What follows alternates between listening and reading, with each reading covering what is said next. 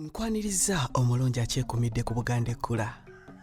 Ate ggwe aloota oba yali aloosenga onyumya akaboozi ne muganzi wo mu kabuyonjo, enkuyege ne zikuluma, ate oba okyali awo maama wo najja. Ekirooto ekyo kitegeeza nga bwe waliwo ebintu ebirungi by'okola ng'osobola okubifunamu ensimbi era n'okubifunamu omuganyulo ogwa ddala. Lwakuba akaseera mw'obikolera n'ebifo mw'obikolera nga si bye bituufu, tandika okwetegereza ebintu by'okola olabe oba osobola okukyusa ebiseera n'ebifo mw'okolera ebintu ebyo wandibifunamu akalungi.